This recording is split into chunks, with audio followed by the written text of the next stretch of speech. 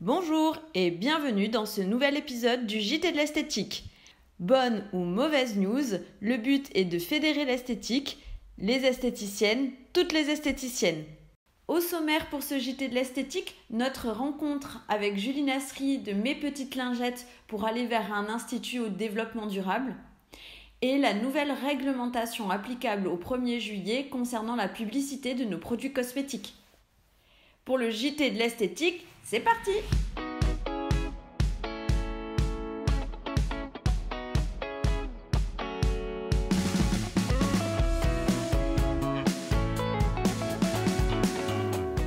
Pour ce premier sujet du JT de l'esthétique, on vous parle de notre super rencontre avec Julie Nasri de Mes Petites Lingettes.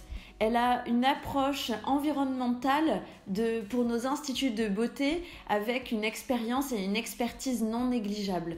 Ça a été une super rencontre. Julie est super accueillante et très investie pour notre profession concernant ce sujet important du développement durable.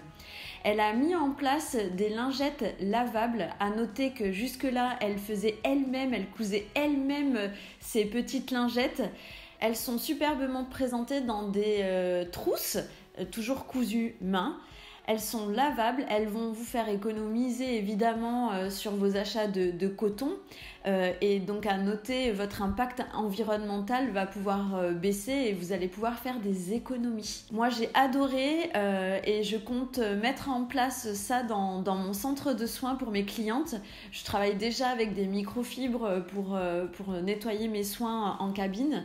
Mais effectivement j'envisage de mettre ça en place pour vendre ça à mes clients, pour avoir elles aussi un impact chez elles économique notable pour leur consommation de coton. Donc l'idée évidemment c'est d'avoir une alternative au coton, donc pour réduire votre consommation des déchets et surtout vous allez économiser sur le long terme.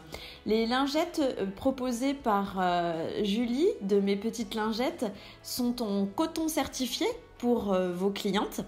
Vraiment présentée dans une petite trousse super sympa, tendance et tout cela fait main. Aujourd'hui, Julie a une couturière qui se charge de ça, mais jusque-là, Julie les faisait elle-même. Julie a plein de choses à vous dire concernant les cosmétiques bio, la réglementation, comment avoir un institut de beauté écologique qui peut aussi aller vers du développement durable.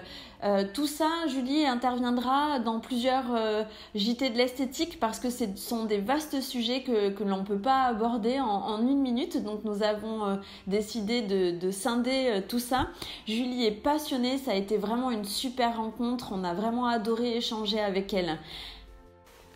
Dernier sujet pour ce JT de l'esthétique et pas de moindre, depuis le 1er juillet, une nouvelle réglementation a été mise en place concernant la publicité sur nos produits cosmétiques.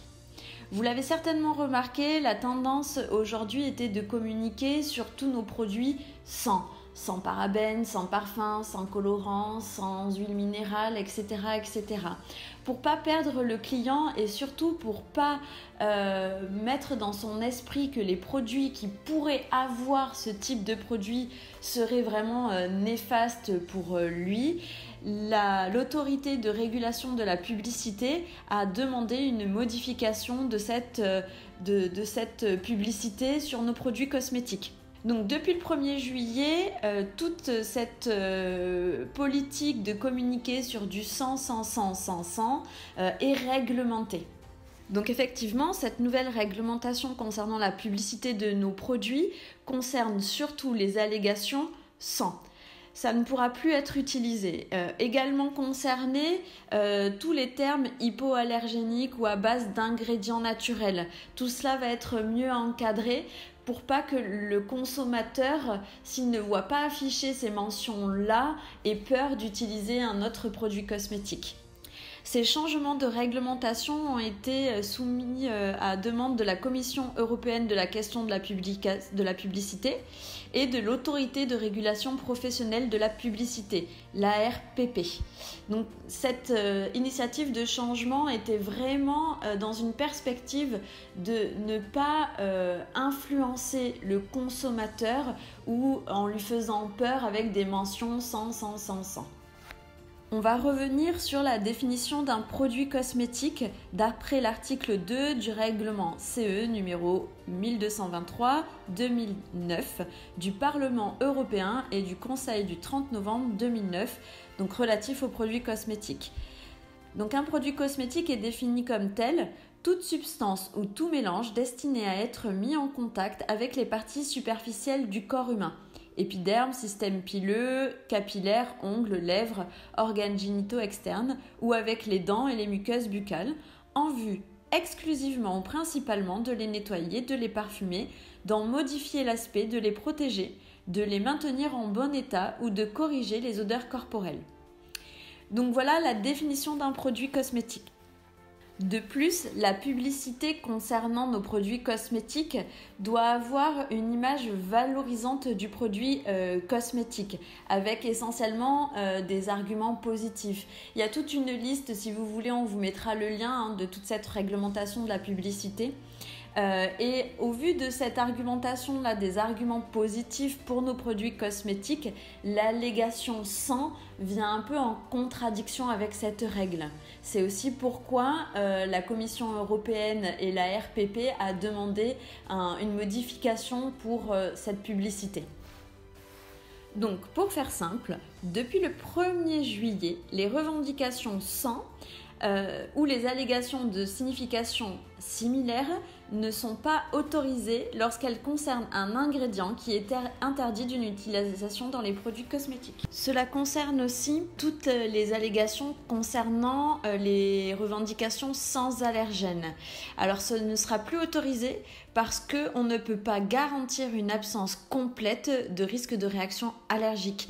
Effectivement, on peut avoir des produits dont les risques sont limités concernant les allergies parce qu'il y a effectivement des substances qui ont été reconnues vraiment en tant qu'allergènes, mais on ne peut jamais garantir qu'une personne ne fera pas une réaction allergique à une substance spécifique qui n'était pas notée comme étant un allergène. Donc l'allégation sans allergène ne pourra plus être utilisée. Tout comme les sans alcool, etc. Parce que dès lors que le produit contient du parfum, le parfum contient, quoi qu'il arrive, une petite quantité d'alcool. Donc effectivement, on ne pourra pas dire que ce soit sans alcool. En plus, l'alcool peut être aussi utilisé comme un conservateur. Et j'ai pu voir, moi, une marque de cosmétiques où il y avait marqué 0% d'alcool, pas de conservateur chimique, etc. En l'occurrence, il y avait dans les ingrédients, dans la liste ici derrière, de l'alcool. Parce que c'était le conservateur. Donc est-ce que de dire 0% d'alcool alors que le conservateur est un alcool est juste? Voilà, c'est pour justement régler ce type de contradiction que cette réglementation a été mise en place. On parlait là de l'alcool, donc je vais revenir sur un autre conservateur et le grand débat sur les parabènes. On ne pourra plus utiliser l'allégation sans parabènes parce que en fait ça remet en cause tous les groupes de parabènes, alors que certains sont sûrs et peuvent être utilisés conformément à la réglementation en vigueur. Donc en fait, si vous voulez, ça remettrait en cause tous les groupes de parabènes. Par exemple, le phénoxyéthanol peut être utilisé. Il y a des concentrations à ne pas dépasser. Cette mise en place, elle est surtout là pour rassurer le consommateur et ne pas lui donner des informations erronées.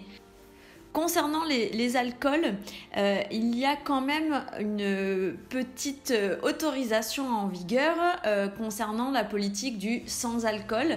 Alors là, c'est autorisé lorsqu'il s'agit d'un bain-douche, d'un gel douche pour toute la famille. Là, cette notion-là, elle est autorisée. Pour tous les autres cosmétiques, non. Je vous ferai un article écrit pour le blog Esthétique Tendance concernant cette nouvelle réglementation pour que vous ayez peut-être une vision un peu plus claire et que vous puissiez peut-être la consulter en tout cas l'article sur cette nouvelle réglementation plus facilement.